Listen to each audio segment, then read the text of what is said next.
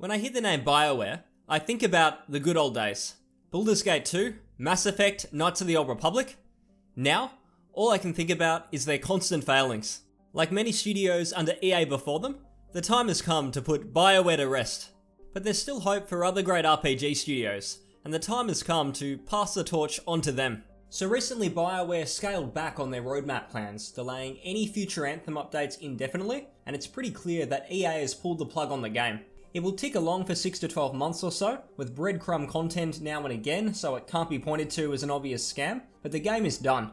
PC gamers with a lot of experience in MMOs refer to such a period as maintenance mode, meaning the game isn't officially dead, but most accept that it is, and any updates the game gets are just there to milk the remaining player base out of their money with microtransactions until keeping the servers on isn't profitable. I'm sure we'll get the odd stronghold that takes 10 minutes to complete, but anyone expecting a Final Fantasy XIV A Realm Reborn style reboot at this point is kidding themselves. The reason 14 was rebooted is because Square weren't willing to let there be long-term damage to the Final Fantasy brand. But this is different. Anthem has no brand, aside from being known as that game Bioware announced at E3 that year that didn't really exist.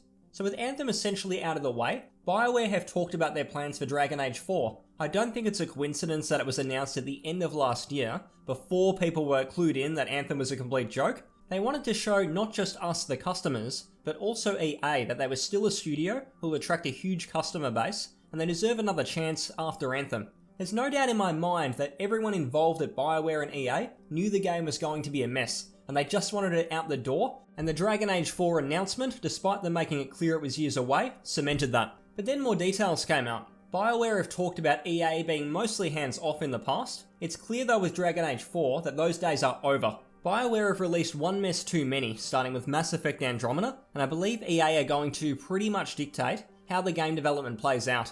There was all this talk about a cancelled Dragon Age game that was true to its RPG roots. It focused on replayability, choices and consequence, and likely a less action-focused combat system, but all of that went out the window once it was clear that Anthem had nowhere to hide and the studio's reputation was in shatters. The Dragon Age 4 reboot, you could call it, is no longer a Bioware game. EA are dictating this from top to bottom, and it's going to be a live service in a setting that we haven't really seen in these sort of games before. At least not the new wave of live service games. This being because it's a medieval fantasy setting, rather than one focused on shooting and flying. What we can expect is that it'll be a Dragon Age in name only. Any talk about narrative focus or it's still a Dragon Age at heart will be PR spins from EA to ensure that the remaining fans of Bioware and Dragon Age still blindly buy it when it comes out at full price. Those are pretty much guaranteed sales for them if they use this PR spin, and it is exactly for that reason that these games won't have anything for fans or have a narrative focus at all. The thing to remember with these big publishers is they don't develop sequels for existing fans of that series because they aren't interested in selling the same number of copies again and again. No,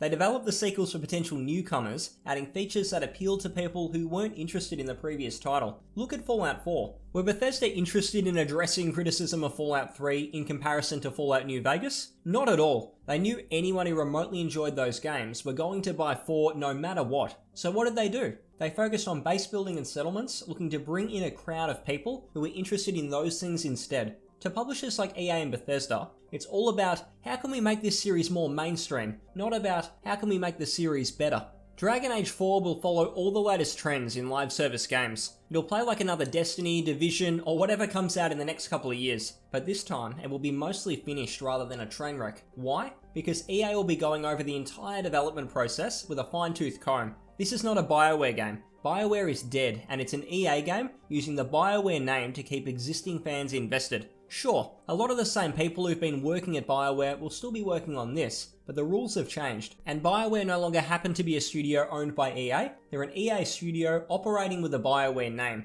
They had their chance and they blew it. I don't necessarily think Dragon Age 4 will be terrible. It'll be terrible for me because I don't think live service games actually benefit the game industry, but those who like them will certainly get more out of it than Anthem. But for us who enjoy Dragon Age Origins for being an interesting modern RPG, we're going to have to look elsewhere. We'll need to keep looking at the Larian Studios of the world for our next RPG fix, and my advice to anyone holding out hope with Dragon Age is to free yourself from growing attached to series and instead focus on each individual game. Publishers know people grow attached to series names, which is why we pretty much only get sequels now. I mean, look at Prey. It's a great game and I love it, but why the fuck is it called Prey? It's got nothing to do with the original, the name itself has zero relation to the actual game, and the sole reason Bethesda forced Arcane Studios to call it that was in hopes a few people who played the old 2005 game would buy it simply because of the name alone. Don't give in to that. Treat any reboot or attempts to cash in on IP names as suspect, and do your research accordingly. We learned this with Fallout 76. Now that's all well and good, but it doesn't fill the hole left for people who have been such big fans of Bioware in the past. Looking back, the first phase of people who loved Bioware did so because of Baldur's Gate 1 and 2. These are excellent computer role-playing games which change the scope of RPGs forever. Baldur's Gate 2 is filled to the brim with quality content, and they rightly cemented Bioware as one of the big players in this genre. This game, like Dragon Age Origins that came later, were in fantasy settings, and while I do love them, we're fortunate that smaller developers are now releasing games in this mold that are often very good. Pathfinder Kingmaker is a recent one, and that is absolutely worth checking out. So I feel we're in safe hands in getting comparable games like this in the future.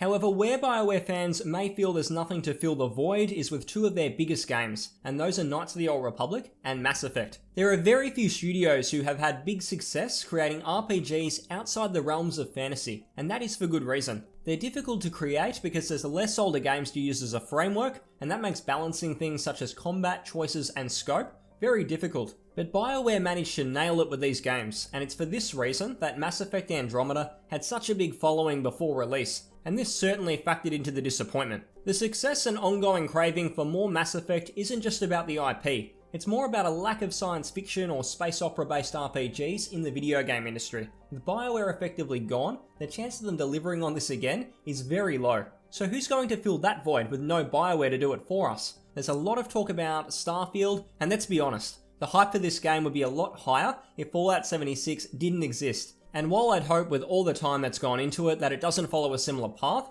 I feel it's going to have more in common with Fallout 4 than Mass Effect 1. I'd expect the game to be more about exploring planets, perhaps ship battles that have been heavily rumoured also, and as usual, far more loot collecting than actual deep quests or choices. And without those, we just aren't going to get an experience that resembles Mass Effect. I think the big one that we should expect to have similar scope and budget would actually be The Outer Worlds. This is a game by Obsidian that should be more comparable to Fallout New Vegas and Mass Effect rather than Bethesda titles. It's possibly the only sci-fi-esque RPG in development by a big studio, and with so many once great RPG studios self-combusting, someone needs to pick up the mantle, and we can only hope it will be Obsidian with The Outer Worlds. They've already made some great games, but this could be the one where they've truly made something on their own, given it's their own IP. It's a big shame that it won't be on Steam because of the Epic deal, but the positive to that is Epic actually makes the Microsoft Store look good, and it'll be on there as well. Role-playing games are tricky for big publishers because they're far harder to monetize than most. The thing about modern gaming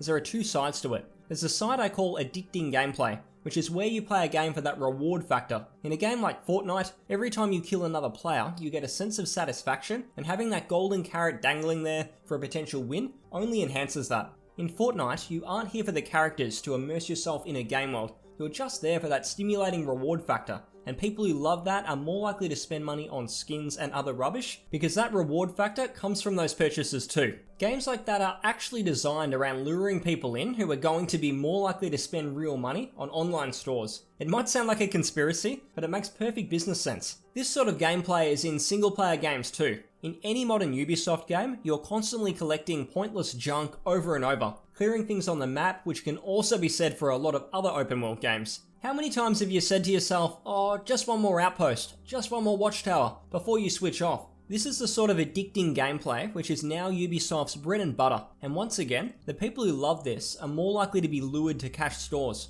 But coming back to Bioware and RPGs, when you play a game like Mass Effect 1 or Fallout New Vegas, do you ever really say to yourself, oh, just one more conversation, I'll explore just one more town? It's not really like that. It's completely different in these games. You press on not for a random sense of reward or being stimulated by clearing something on the map. You play because you're immersed in the world and the story, and you're simply enjoying yourself. The reason publishers don't like this is because it's much harder to sell other junk to people who actually enjoy games for their content and mechanics. The reasons people enjoy these titles are just too different to why someone might like League of Legends or Apex, and it's part of why publishers have tried to center all their games around addictive, service-based strategies instead of anything resembling a real world or story. Big publishers are simply no longer going to be the answer to finding immersive, content-rich RPGs. There are exceptions though.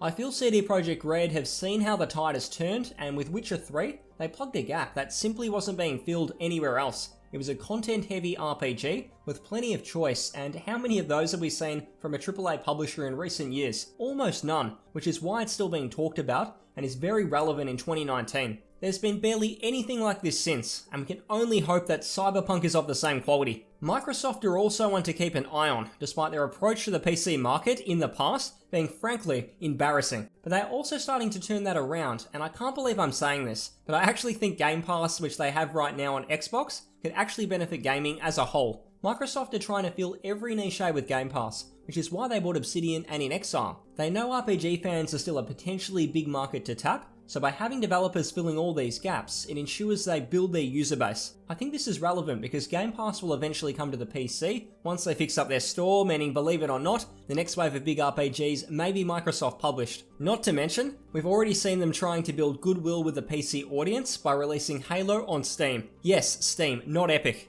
Bioware's downfall for me represents the last of the RP juggernauts finally falling. Yes, there are others to take their place, but it will take some time to see who can be truly consistent and whether or not a resurgence is around the corner. Will it continue to be CD Projekt Red? Will it be Microsoft with Obsidian? Or will we see brand new players, perhaps indie developers, with more ambitious titles to rival the likes of Larian with Divinity Original Sin? So Bioware, it was a good run, and it's a shame it had to end like this, but you finally got your EA mask on, and everyone knows it. The rest of us will look to new studios for our RPG fix, and hopefully we can be wowed once again by new players in this space who can fill us with the joy that Baldur's Gate 2 and Mass Effect once gave us.